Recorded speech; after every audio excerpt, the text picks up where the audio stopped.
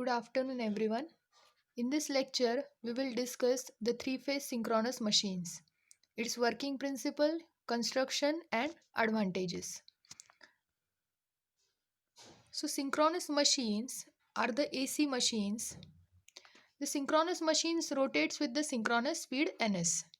So, as we have discussed, in case of induction motor, the speed of rotating magnetic field is called as the synchronous speed ns.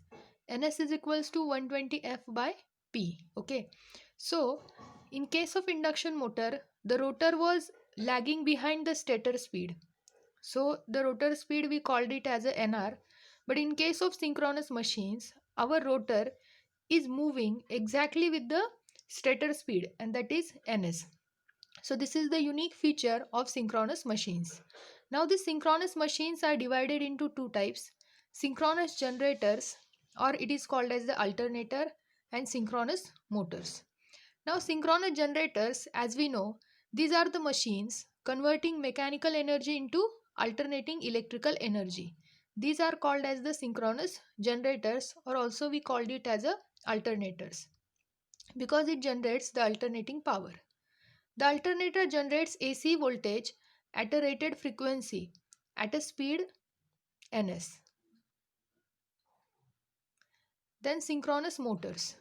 Now synchronous machines working on a three-phase AC supply and converting electrical energy into mechanical energy, and which are only running at a speed ns, are called as synchronous motors. So all synchronous motors are running on a synchronous speed. Then what is the difference between AC and DC machines? So in case of a DC machines, we have discussed a DC generator. In case of DC generator, we know that our field is stationary. Whatever the field winding we have mounted on a poles, that field winding is stationary, and inside that field winding, in the armature, conductors are rotating. But in case of a AC machines, armature is stationary and the field winding is rotating. Okay. The slip ring and brush assembly is used to supply the DC power to the running field winding. So, in case of AC machines, slip ring and brush assembly is given to the field winding, that is to the rotor. Now, what is the advantage of it? What is the advantage of keeping the stator or the armature of a synchronous machine stationary and rotating a field winding? Then the first and the most important advantage is the stationary armature must require the large space, because it is generating 11 kV to 33 kV. So if our generator is stationary, it is possible for us to accommodate a large, to give a large space to it, and by giving it a large space, it is possible to accommodate large number of conductors and their insulation. Then second is, it is important to keep high voltage armature stationary to avoid the interaction of mechanical and electrical stresses. Then third point is, if our alternator is rotating, then it is very problematic to collect the high voltage from the rotating part. So it is easier to collect the large current at very high voltage from the stationary members than with the slip ring and brushes assembly. Okay. Instead, the field voltage is less. The field voltage is DC and it is up to 110 volt to 220 volt. And it is very easy to use slip ring and brush assembly for this supply. That's why we are moving field instead of armature. Then the problem of sparking at the slip ring and brush can be avoided by keeping the field rotating, as it is low voltage circuit. Then as the field winding is with the low voltage insulation required, it is also low, and hence field system has low inertia. As voltage capacity of field is less, then the number of conductors are also less, insulation is also less, hence the inertia of that system is less. So it is easy to rotate a field system or field winding.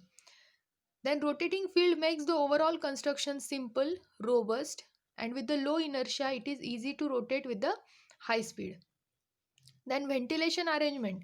As our armature is stationary, we can provide a ventilation arrangement with the ease. Then only two numbers of slip rings and brush assembly we are required for the DC supply.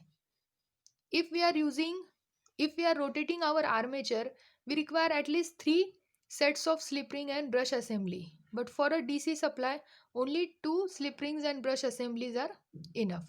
So these are the advantages of having a rotating armature, having a rotating field over a rotating armature.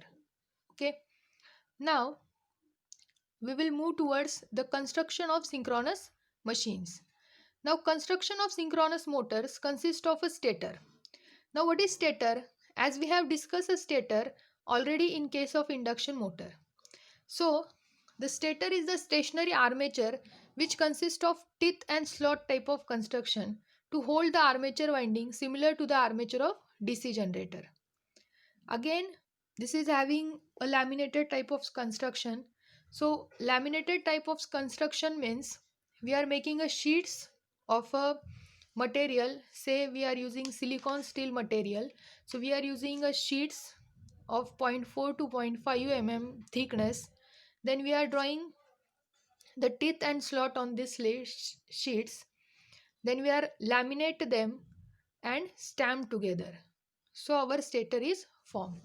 Now in the slots of this form slots, we are used to carry the armature conductors.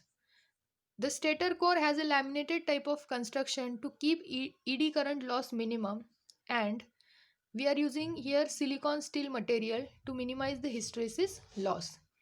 This entire core is fabricated in a frame made up of steel plates. So this entire structure is fabricated or is housed inside one frame. This frame is made by steel plates. Then rotors.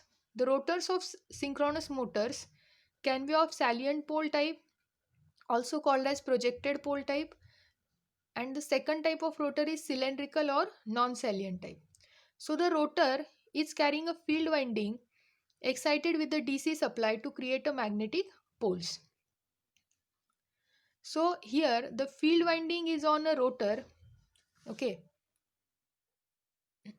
So first type of rotor is salient pole type. So salient pole means projected pole type. So if you observe in the figure, these rotors, the poles are projected out. Okay. In the pole core, there is a field winding, and on a pole shoe, there is a damper winding. Damper winding we will discuss in a next lecture, in some next lecture. Then see here, this is also called as a projected pole type as the poles are projected out from the surface of rotor. Then if you observe the rotor, this rotor have a large diameter and small axial length. Its mechanical strength is also low and it is preferable for only 150 to 500 rpm of speed application. Then the prime mover used for this type of rotor is generally water turbine and IC engine. So this is all about a projected pole type of rotor. The next is smooth cylindrical type of rotor. So if you observe the diagram, this is a cylinder, okay, and some part of a cylinder is slotted, and in that slots we have housed the field conductors, okay, and the unslotted part, see this N pole S pole where we have shown, that is actually unslotted part. This unslotted part itself acts as a pole, and this type of rotor is formed. So this is called as a non-salient type or non-projected pole type rotor. This rotor consists of smooth solid cylinder with a number of slots to carry field winding, and the unslotted part of a cylinder itself acts as a pole. Then if you observe, the diameter of this rotor is small and its axial length is large. Also its mechanical strength is high. It can be used for application with the speed 1500 to 3000 rpm, and the prime movers used for this are generally steam turbines and electrical electric motors. So this is the